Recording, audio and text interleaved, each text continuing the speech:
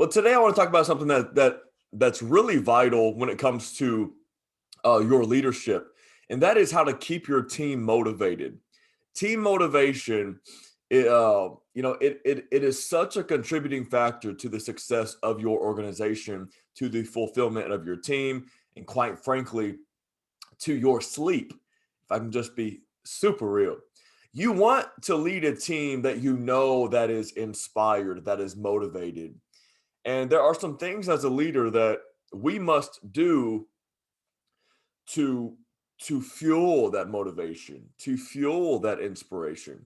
Yes, I do agree with the thought that your team needs to be sure that they, stay motivated themselves, that they focus on the mission. You are not to babysit them into motivation. I understand that. It's not all on you as a leader, but there are some contributing factors that to a team's motivation that I really feel like we should take on just a little bit more of it. All right, so let's jump right into this. I got these points from Indeed.com. I want to be sure that I give them credit here. I have no problem, by the way, reteaching other material. I have no problem people reteaching, quote unquote, my material. I believe it all belongs to the kingdom, and if you just honor the source, I think that makes it quite permissible in my eyes. And so, I'm not going to say that I got these revelations, last week, but I will say I got these from Indeed.com, and I really feel like I can put some supporting context on each point. So today is part one.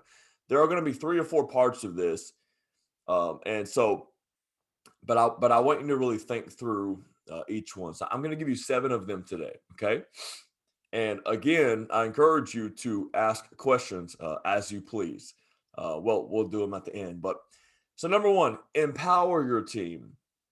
Empower your team. Okay.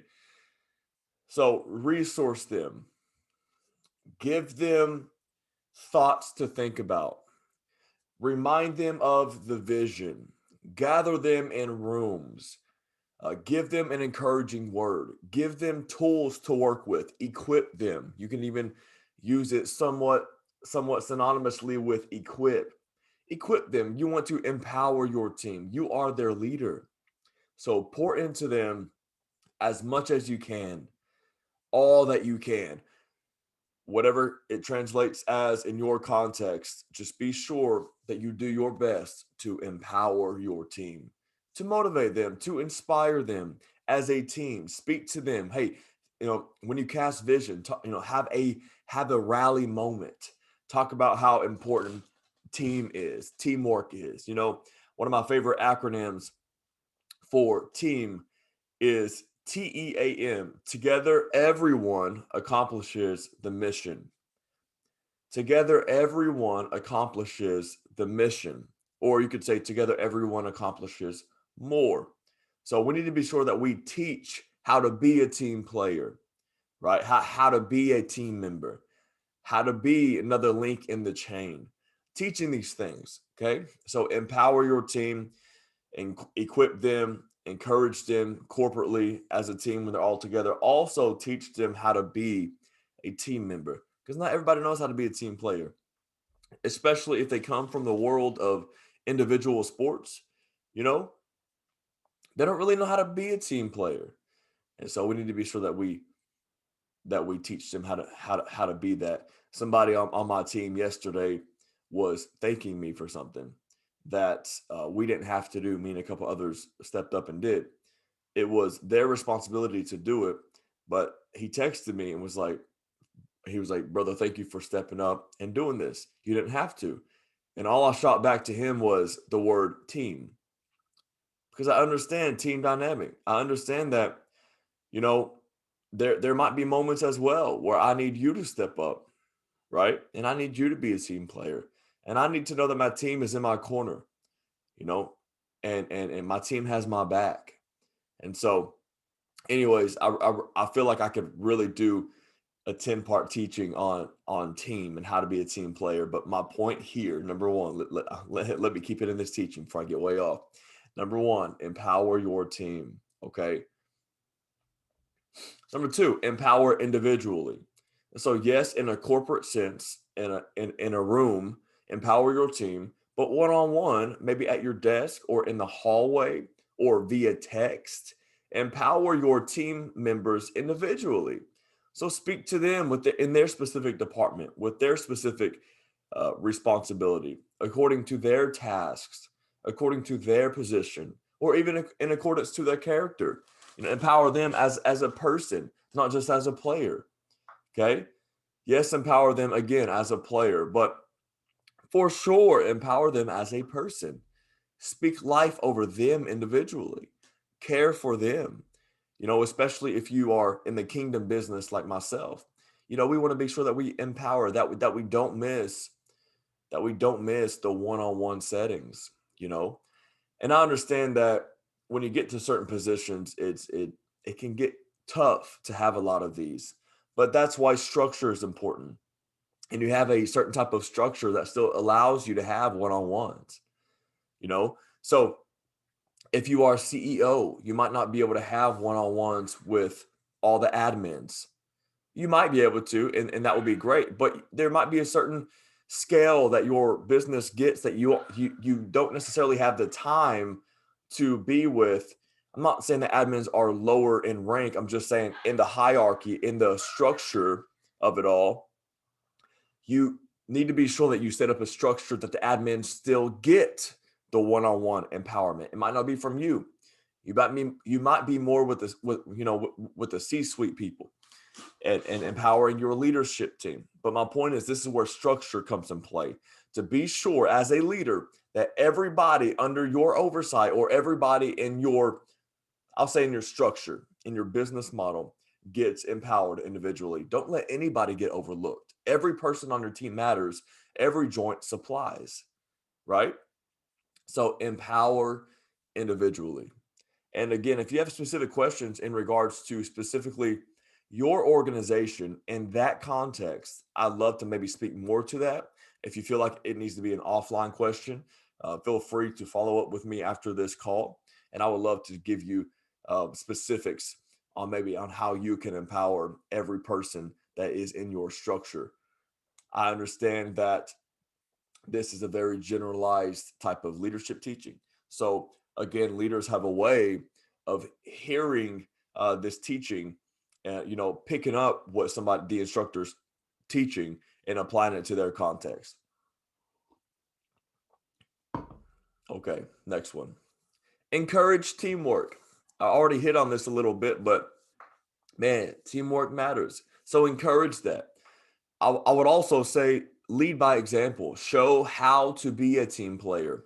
You know, show how you work alongside a team. So I would encourage teamwork. I would assign. Here's how you practically do it. I would assign certain people on your team, on your staff, maybe even to work together on projects. There are times when I know that somebody under my leadership can probably get the job done quicker, more efficiently, and more excellently if I just gave them the task individually. But because I'm trying to build the culture of team, right? I'm assigning multiple people on that project. And sometimes I leverage it in such a way to where the second person that I apply to that project, to that assignment, I am purposely doing it because I want them to study how the other person moves and operates and completes the task. And so encourage teamwork. Number 4, schedule team building activities. I was watching Shark Tank last night, and there were a couple goofballs that had this business, and they were wanting to do this collaborative. How do I even explain this? A couple guys, they would have these team building type of activities. Their business offered, there's the word I'm looking for, offered these team building type of things. And they wanted to do it more like birthday parties or like just like college parties. They wanted to like do these type of funny kind of, collaborative games and activities at those kind of things. And the Sharks stepped in. If you don't know Shark Tank, basically, 4 or 5 VCs, venture capitalists, or investors sit there and a business comes in and does their pitch for a potential investment. So the sharks, somebody like Mark Cuban, Kevin O'Leary, you know, these type of people who are millionaires and billionaires, they want to invest. But somebody spoke up, one of the sharks, when these two guys were, pitching their company. One of the sharks steps up and said, "What do you think about getting this in the corporate arena? What if if I invest, can you give me your word that you're going to take this model and that we're actually going to open it up into maybe teams like in the corporate world?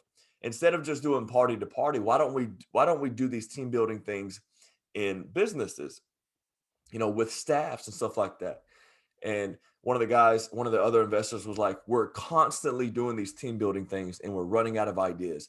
My point is, you know what? If the sharks, come on, the business gurus, if they can find team building of that great value to say, "I'm going to give you thousands and hundreds of thousands of dollars just so you can fuel team building in the corporate sense," then I think it's pretty important and a pretty great value. And so that's just one example, but team building activities,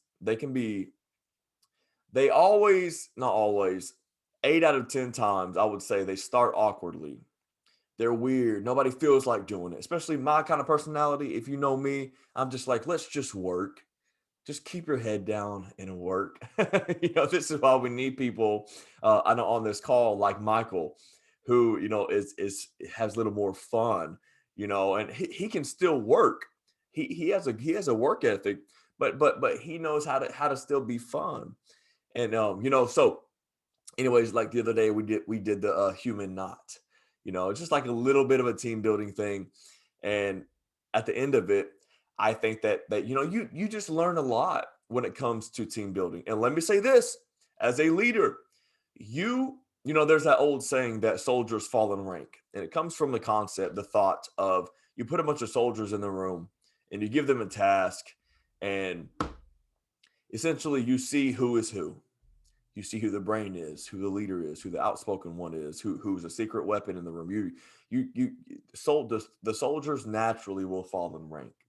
And so that's why when I'm in rooms with different team members, I'm watching.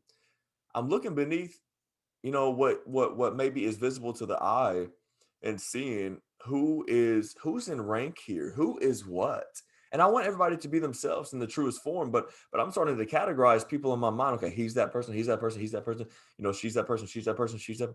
And so team building activities, this is what I'm trying to say. When you do a team building activity with your team, you also see in a lot of ways who is able to do what. And so it's just really valuable, especially for a leader or a boss, a CEO, to see who is who in a room. Okay, so schedule team building activities, and then I'll also, not just like the human knot and stuff like that. That's kind of one. That's one thing, but you also want to have like staff days or team days when you go out and go bowling, go to dinner, the team building things, relationship building activities, maybe going out for a night or doing office work like the human knot or something funny like that, so just having these collaborative moments, these relational moments, man, because you cannot put a price tag on relational equity. When your team members work in synergy, that could be, as a CEO, as a leader, one of the most vital and valuable things in your organization. When your team knows how to work together. And again, as leaders, we need to be doing our best in getting our team members, our staff, whatever that translates as in their context, in a setting to where they build, they grow together. They know how to link stronger, right? All right, that's number 4.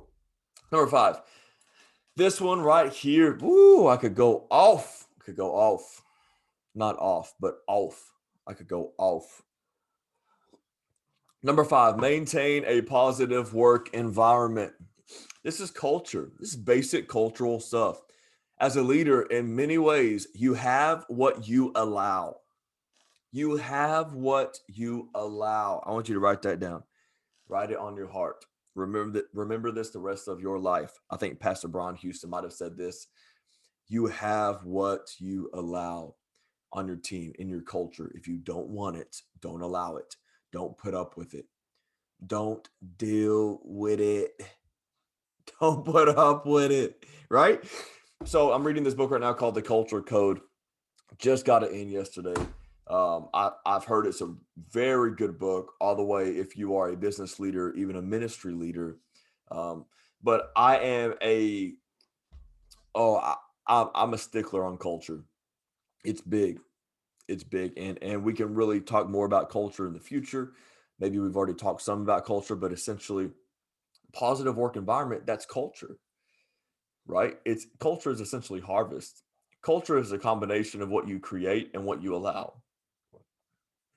Think about a farmer and his crop. If his crop is doing really well and flourishing, if his harvest is flourishing, then that means he has created that. But if some of his other crop is diminishing or uh, is dying, he has allowed that, right? So culture is essentially harvest. And so we all have personal cultures in our own lives, right? Certain core values, but we also in our organization, which I pray that your organization is just but a reflection of your own personal, convictions. But a positive, back to the point, a positive work environment. There's nothing worse than a bad attitude in in a work environment. I cannot stand bad attitudes. I'm probably a little too cutthroat, and I would probably, one too many times I catch you with a bad attitude, you're probably getting released from the team because there's just no room for that. And when you do it with volunteers, it's different. You can pull them in the side hallway and have a conversation. But you can't just outright fire them. But as far as the standard of the people that I hire, that I pay with people's hard-earned money, this is the kind of culture that we're going to have, and we're not going to settle for anything less. You must have a good attitude. Look, everybody goes through things in life. Everybody has hard days.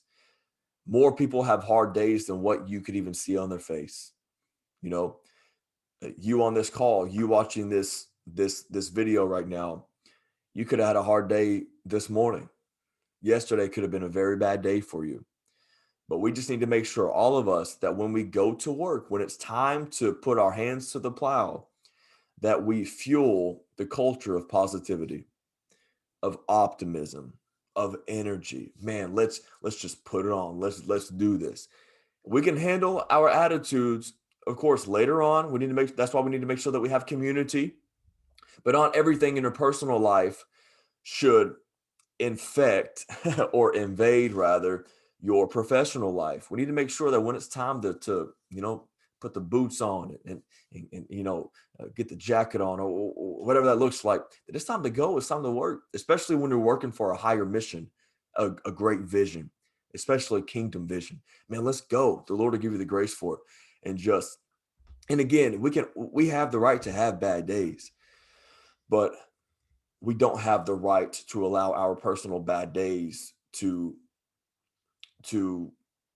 completely overwhelm or apprehend our professional life. Okay. So we just need to make sure that you know, y'all know me. I'm a Christian. I love Jesus. We need to give it to the Lord. We need to give it to God. Okay. So maintain a positive work environment. So we need to be sure as leaders that we are exemplifying that ourselves. We are the culture that we want to see. If you've ever heard me teach on culture, you probably heard me teach that culture. You need to be it. You need to be culture. Be culture. Be it first. You need to be the culture you want to see. Number two, you need to brand it. Brand it. So put it in a simple phraseology, terminology. Whatever. Put it in simple words for people to remember. So brand it. Put it everywhere. Brand it. Put it in your flooring. Put it on pictures on the walls. Slap it everywhere. Put it on your social media. Use it in your copy post. So brand it. Number three, teach it. So culture is like a cup with a hole at the bottom. It constantly leaks out naturally, and it definitely leaks out, or it at least gets diluted when you go to multiple campuses, or when you expand your, your office space, whatever, it naturally gets diluted. So we need to be sure that we are constantly teaching it. In other words, refilling that cup. Okay. So constantly teaching it as a leader. This is who we are. This is who we're not. Okay. But maintain a positive work environment. This is a big deal. People get real tired of going to places that are just downcast, that have no collaboration, no chemistry. That's just like, bleh, you know. And so I always, it always drives me wild and hurts my heart a little bit when I hear people just absolutely hate their jobs. And so as a leader, the first, the first desk, honestly, that I'm kind of looking at is the leader's desk. Is the leader not doing a good job at leading culture? Now, there are some employees sometimes that just have bad attitudes, and there are some jobs that people just take to do just to get the meantime money. I understand that, but there are still ways to make the meantime money, but also have a great leader, that a positive leader. And so we as leaders, we need to be sure that we are maintaining a positive work environment. Okay, number 6, be available.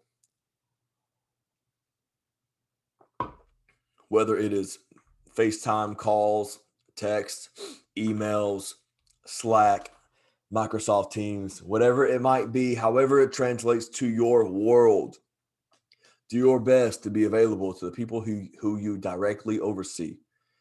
Okay. This fuels team motivation when they know that they have access to a leader. And again, it doesn't always have to be you, just be sure that they know who to go to. Okay. So that's a big deal. Be available for the questions, for the concerns, for the ideas. Give them a voice. I'm sure this will come back up later. Be available. And number 7, I love this one right here. Reward employees. People love to be rewarded. People love to be gifted to. We used to do this thing on a team that I was a part of, and we would call it kudos. Kudos. We, at the end of staff meeting, we would go around the room and we would find a random brag point on somebody. For example, I would be like, Cameron, last week you had 18 things going on. Man, you slayed all of them. And I just really appreciate the way that you managed your time and got a lot of respect for how you still served your family. I know last week was a lot, but you did it so well, my man. And I just commend you for that. I applaud you for that. Here's a kudo. And it's like a 10, 15, $20 gift card to like Chipotle or something. It's just like little things like that. It keeps team motivated. And of course, they can be of much higher scale. We would do this thing. We would like employee of the year and all expense vacation anywhere we wanted to in the US. We would do stuff like that. The other day, my assistant, she's on vacation right now. And I sent her a monetary gift to just say, hey, you've been killing it in this season. I know it's been a lot. Here's just a little bit of money for you to go and enjoy on your vacation. Go do something nice with it. I want to be sure that anybody who works for me gets constantly rewarded. I was talking to somebody yesterday, and I can't exactly recall where I was. It's irrelevant, but somebody, their boss, bought them a car, like I'm talking about like a Porsche. Oh yeah, somebody came to visit us, and she works for an organization that um, it was her mom that works for the organization as well, and their boss, just because she hit a certain mark, he bought her a new Porsche. So I told my staff the other day, my staff member, I told her, I said, one day, I said, it'd be awesome. I said, I would love to just get you a company Range Rover, you know, or just my point is to just be sure that your team knows that that they're cared for, that they're valued, rather. They're valued. So reward employees. You can do different type of games. You can do, you can what's called gamify it. Gamify it. You can look up that term. Essentially, it's you can set certain marks. If you do this, you get this. If you do this, you get this. And it doesn't have to be a Porsche. It doesn't have to be a house. It can be a $15 gift card. And that goes a long way when you put in that value, you know. But okay, so reward employees or reward your team members with something. So, all right. Are there any questions regarding these 7 points? We are 25, 26 minutes in. Awesome. Yeah, can you hear me? Can you hear me, Yeah. Pastor Tyler? Yes, ma'am. Okay, hey, hey. Yes, sir. So, back to the previous point, for number 6, about being available. How do you, when you discern, when you're available to someone, whether it's through the workspace or family or just through ministry, when you start discerning that person is taking advantage of that availability, how would you handle that? Absolutely. So, there can be some nonverbal boundaries that you set. So that's kind of phase one. I do the same thing because sometimes I'll get like really late nights, like advisory text, like I need your like care right now. It's like, 11 or 12. But I unless it's a 911 type of situation, I purposely, even if I'm awake, I won't respond because Mhm. I'm setting a boundary with them. Okay. And then Mm. you can run that for a while. You can do the style if you want to. You can go right into phase two, which is you communicate. It's the conversation before the conversation that says, "Hey, I would, at this time, I have, wound down, or my phone goes off, or I'm with my family." I'm talking specifically with like a late night type of thing. And we can get Right. to, but I'll reply to your question for sure. But I call that the conversation before the conversation. And then phase three is kind of like, hey, don't text me no more after this time. You know Right. what I'm saying? And then the next phase is like block their number because they're being crazy. Right. Um, Yeah. but so you just want to be sure that you set communication expectations very clearly with them. Um, let me say this: in our digital age, you are in no way, and it feels crazy to try to believe this, you are in no way whatsoever bound to reply to anyone immediately Wow. That's so true. whatsoever. Back in the day, I'm thinking about, my profession, I'm a pastor. And so I'm thinking about back in the day, like however many decades ago, pastors, they would get a call to the church office. The secretary would write a memo, will put the memo on the desk. And whenever the pastor could, 2 or 3 days later, within 2 or 3 days, they could respond, they could call back that number and reply to the memo. Completely acceptable, you know, 30, 50 years ago.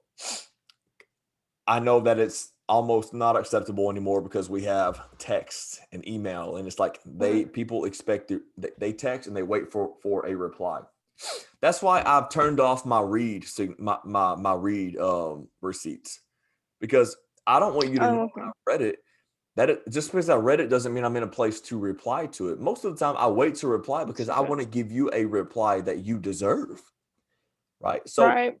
That's good. it's hard to wrap your mind around it, but everybody is in no way bound to. Now, of course, it's a little different, a little more weightier if it's your spouse, or if it's a pressing moment, something like that. With those exceptions pushed to the side, you're in no way bound to reply to anybody, right off the bat. Anybody at all. You don't this is even crazier. You don't have to even reply to everybody that texts you. You Wow. can That's create so your good. own boundaries, and there's going to come a day where you're just not able to reply to everybody. And you might miss the days a little bit to where you could reply to everybody. But I have text right now, unfortunately, in my phone that I'll probably never get to, and I hate that that's the case. I don't hate it because I'm grateful for this season, but my heart is to. But if I just spent all day in this reactionary mode, replying to everybody that texted me, I would get no work done. I would be unemployed. We would not have this Mm. house. My son could not get new diapers. I would be, what Right. I'm saying? Like, how far Yeah. does it go? It's unscalable, Right. it's unsustainable. And so, to answer your question, you asked how to you basically not let someone take advantage of you. You need to make sure that that you know your boundaries, that you know them first. It's good. You know your Absolutely. communication boundaries, your emotional boundaries. There's a book called Boundaries for Leaders or just boundaries, that I encourage you go through both of them. Dr. Henry Cloud, I believe, authored it. And then you need to be sure that if it's somebody that does have some type of relationship with you, that instead of just leaving them hanging for weeks, maybe communicate to them why you have certain boundaries in place. And you don't have to necessarily say it like that to people that you love. I have boundaries. I have boundaries. Unless they're getting crazy, you can say you're crossing the boundary. You're crossing the line. But Right. Right. I think just communicating to people that you love, for example, like one case in point for me is, I have family members that close family, I say close family members that text me, Right. and I just don't have the time to chit chat. My context isn't your context. You're sitting at your desk all day Right. doing a job that you can be on Facebook for 7.5 hours that you work. I don't. So you're just trying to Right. strike up a conversation with your homies, and I don't have that ability. And Right. some days I wish that I did. I could just sit back and just kick it with you, but I don't have that. So sometimes there are days that go by. And with that being said, I do carve out time in my schedule to go back and check my text. Um, and I reply to the ones that I need to give, again, energy and emotion to. But I think for you, Alexandra, you're stepping, you're transitioning more into leadership, especially with your organization that you and I have recently discussed. And I think now is a really good time to begin to build small boundaries, to practice these little by little, and then really become self-aware on your emotional and mental game, and how much, find what drains you and find what gives you life, find what motivates you and find Mhm. what demotivates you. And if there are certain people that pop up on your phone, you know when you see their name, it drains you, there's nothing wrong with silencing their text.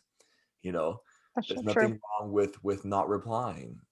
And it's just, and that's my opinion, and people might tell you differently, that if they have your number, reply to everybody. I completely disagree. Right. You're not bound to reply to anybody. You're not bound to reply to Absolutely. me. If I text you, Right. if my name popping up on your phone in that moment pulls life from you, or you don't have time, please don't always stop what you're doing and reply to me. I know you Mhm. are incredibly respectful and full of honor. And Michael, this goes for you too. And there might be some things that swipe, yeah.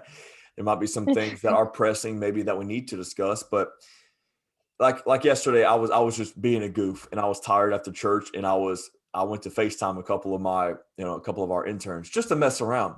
They are in no way. I didn't get upset at all that they didn't respond to me. I know that I was kind of acting a fool and just being goofy and telling them they broke my heart and stuff like that. But through all that, and I'm doing that stuff on purpose because I want them to know that, like, I think about them, right? They matter to me. Right. So some of this is like Right. team building stuff, and it's with the heart to communicate that I love these guys, right? But they didn't answer, or Mike tried to and leave. My point is, they don't have to answer all of my calls if they're busy, if they're driving, if they're mentally somewhere else. They don't need to show it's the same thing. Here's what it is. Because we can access digitally, it's the same thing. Like if I'm at my desk working and you walk by my Mhm. desk and you just start knocking until I respond to you, that's the same expectation that people put on you for answering text. They're That's so like, true. I'm right here. I'm right here. But you're pulling me away from something I was 8 levels deep in. You know what I'm saying? Right. You're messing up my entire flow. And now it's going to take me 10 to 15 more minutes to get back in that focus, that flow state. So my point is, I think I went on a complete rabbit trail here, but I hope you got anything right now in your season. I know just a little bit of your season. Begin to build these small boundaries right now, and work these things out. And it might be a little hard for your heart, a little bit, up Right. front. But I promise you, when your life scales, when your leadership influence, when it begins to grow, you'll be so grateful that you established. I've even considered, to be honest with you, I've considered changing my number after all these years. Yeah. You know what I'm Yeah. saying? Because I get So some true. crazy text still. And I'm like, oh man, I can't believe that number. It's out there. But my point is, set boundaries now. If you have to have a conversation with somebody, make sure that you don't just, phase two is the conversation before the conversation, which the conversation is, hey, yo, stop. All right. The conversation before the conversation is, hey, no, oh, my point earlier talking about family was I've had to say that to my family. Yeah. Hey, I'm not able, I'm sorry, but I'm not able to always reply to your text. And here's why. Here's why. Mhm. So if we can, maybe let's work together in our communication. And I would love for you to maybe even lower your expectation when it comes to my communication, because what you Mhm. expect of me and what you're able to do, I can't reach that bar. And All it's right. always been that way. If you look back, it's always been that way. And I'll be honest with you, it's probably always going to be that way. So the quicker that we can accept this, the quicker we can move on together when it comes to our relationship and our communication. But That's so good. but until you release me from that expectation, right? To Mhm. live in accordance to your context, this can't go anywhere. You're always going to be Mhm. fighting a fence. You're always going to be upset. Your text will always consist of, you never come see me. You never answer my calls. You don't answer Right. but the quicker that you can accept, this is my lifestyle, the quicker we can move forward together. You got to meet me though. So things Mhm. like that. Hope that answers at all. It's a very long way of Absolutely. giving these thoughts, No, but much needed wisdom. Thank you, sir. thank you for asking. It's a great question. When they're really good questions when the person sometimes goes off on a teaching, that's called, it's just related enough, but you've opened up a can of worms. Yeah, good questions unpack, and so that's really Absolutely. good. Anything else, Michael? You got anything? No pressure, my man. I'm available. Good to go. All right, family. Well, let me jump to this. Of course, this. My website got some more resources here. Corner Crew. I hope you enjoy Corner Crew. I know both of you that are streaming this right now live. You are on Corner Crew. I know my wife. I just know she did a great job. I missed y'all. I was on the road, but I know she's awesome. Anyways, TW Coaching. A lot more stuff to come your way. We are moving into a great season with this company that I'm in called Hustle, and you'll be hearing more about that in the future. But I won't push any products anymore. So just know I'm here for you, and I got your back. And I hope that this encouraged you today. And we will see you next time. How about that? All right, Awesome. family. Peace. Cool. We'll see you. Peace.